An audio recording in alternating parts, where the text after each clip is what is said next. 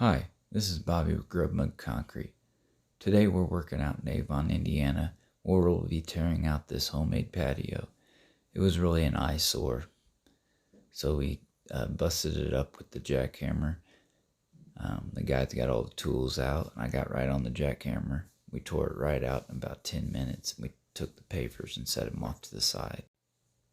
We started digging, and we put some stone in, and we had to do some more digging because it came out 12 feet. And yeah, I got on the shovel and, dug out the rest, and we brought the stone in. We use a 53 stone with the dust, and we compact it. You can see I've put a form up so we could see where we were at. Quarter bubble fall, and as always, I stand back, bend down, and look at it to see what it looks like. Here we have all our stone in, and Justin's tamping it down with the hand tamp. We usually use our compactor, but this job was so small, so we just brought the hand tamp. This is our liquid release, bubblegum release. We sprayed on the forms so the concrete doesn't stick to them. This is a concrete truck. IMI, this is who we normally use. We like their mud a lot. You can see you can put a lot more concrete in this big wheelbarrow. But you always want to stick your shovel up there and scrape it out real good so it doesn't dribble, because you don't want to be walking or trekking that stuff up the driveway. And the concrete truck driver will lift it up, and you can leave the shovel right in there. Always take it to your farthest point first. And if you need help, the finisher should run back and help pull the wheelbarrow up. That's what I did right there off camera. That's our expansion that we had around the whole, around the brick and everything. Here I am coming along it off and getting it close to grade. Again, we had another full wheelbarrow, so I helped pull it over. It doesn't look like much, but it really does help. And then I scrape it out with my foot or float or come along, whatever you got. And again, I'm leveling it off, rough level with the come along. Some people say rakes, but it's not a rake. We all know what a rake is. And that's definitely not a rake. So he brings it in, and I put it against the form so I can run a sawzall up against the form to vibrate it real good. That releases all the air bubbles out of the edge, so you don't see them when you pull the form. There, scrape it out real quick and float the edges. And this is called striking off. Some people call it screeding. Same thing. You put a 2x4 up and you run it from one side to the other so it's flat. And the guys just keep on bringing the concrete in, and if I'm not, caught up, I always help them out. Scrape it out with my foot.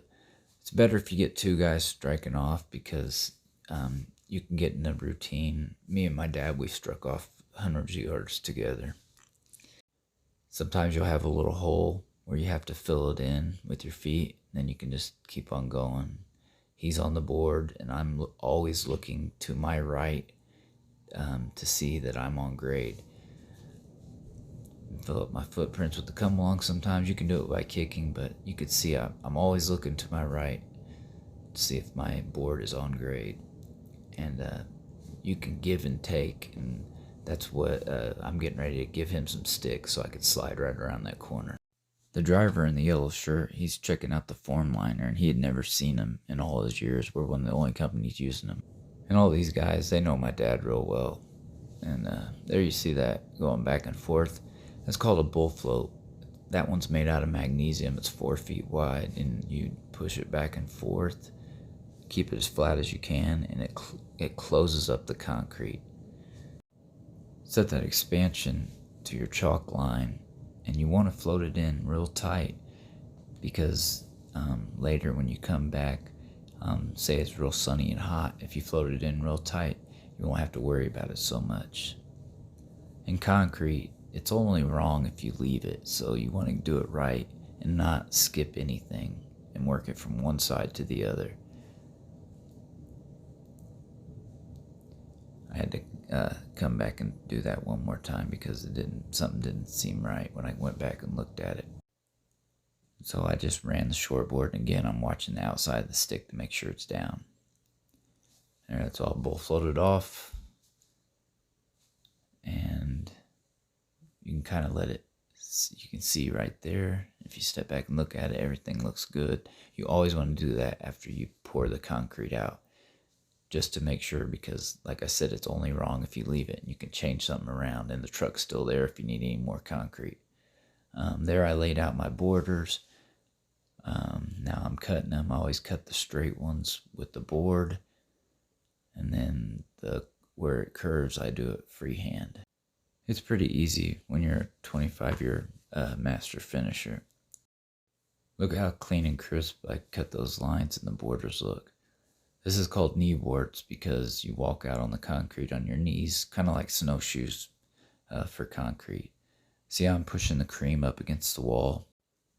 You have to do that or you will hold water, because your bull float kind of makes a dip in it a little bit. So you have to push cream up there on your knee boards. If you don't, your patio will hold water right there, or it'll drain down through the expansion and get underneath of it and cause problems. They're pushing some cream right up against it.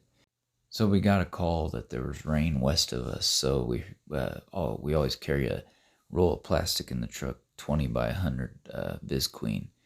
And we made a tent real quick and put it up. And it's a good thing we did, because we did get some drops.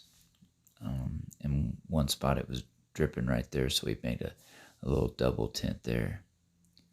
See, that's broom finished and stamped borders. And that's done. We're done for the day. We got the extra tent up and made sure that it didn't rain on it all night long. We came back the next morning, took the tent down, pulled the forms, and there's our borders. There's the stamp liners. It looks just amazing. I love that look. If you put dirt up around it, it really sets it off. You have to wash that liquid release, that bubblegum release off. And then you can do what's called permatiquing. It's a color. It goes down into the concrete, and it goes into the pores, and really lasts a long time if you seal it. This is a charcoal color, and I put 3 coats on it to make it last as long as possible. It will lighten up as it dries, and then it did, and then we sealed it with the water-based sealer so the customer could permatique it again if they needed to later on.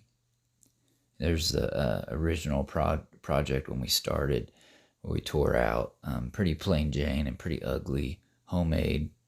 It just looks funky with the corner missing and up and down and 2 colors. And then here's what we did. The customer walked out and was blown away. Second customer in a row that was blown away. Just beautiful. You can give us a call at 317-507-5312. If you like this video, please support our channel and hit that subscribe button. And as always, thanks for watching. Have a great day.